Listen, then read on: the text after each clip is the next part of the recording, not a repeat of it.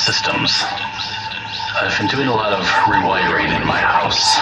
Old house has lots of layers of wiring, from original through multiple owners, through renters, likely a slumlord or two along the way. In some places, a mass of wires, some kept perfectly up to code, some working only through magic and dumb luck. A system that was planned and then grew to accommodate change, outgrew itself, expanded hastily with each new technological advancement. A system intertwined with the ductwork. Another system that was planned and designed to be the most efficient and least intrusive, until technology changed. Cold air returns, multiple vents per room, fresh air exchanges, central air conditioning, high efficiency. Two systems intertwined, evolving, winding around one another, fighting for limited space within dusty plaster walls. Along with the plumbing, once fashioned as a simple straight feed and return to and from a single sink, tub, and toilet, now grown to a tangled and contorted subway of iron, copper, plastic, and rubber, quenching the demands of multiple bathrooms and modern kitchens with double faucets and spurs to refrigerated spigots, both in use and no longer existent. Systems all interlaced, each deliberately separated, while absolutely dysfunctional without connections to one another.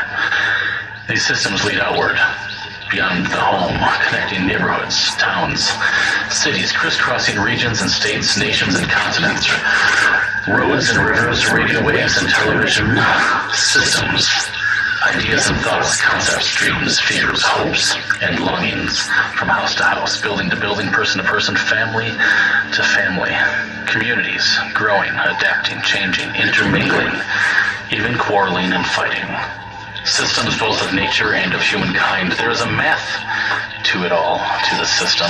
Mathematics we create and apply to make sense of it. A construct that we overlay to help us feel as though we can figure it out. The system. A system in which we begin to believe allows us to trace a line from A to B.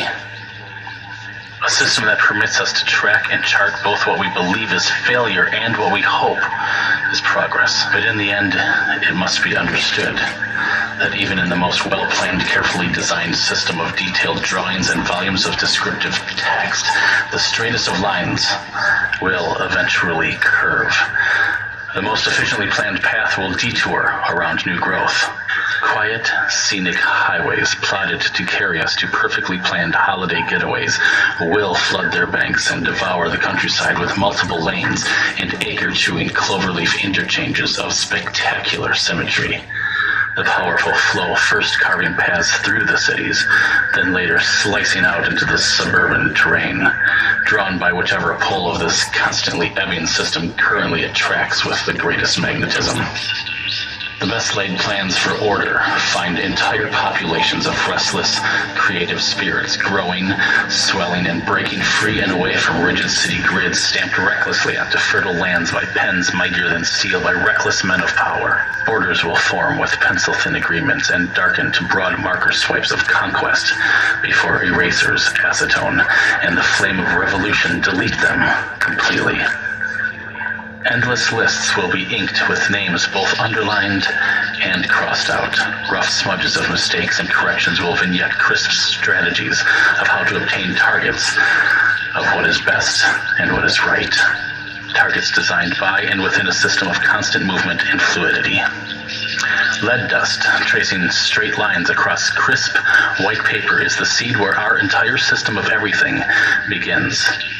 A system that, not that long ago, couldn't possibly even predict that someone might one day want an outlet in their living room.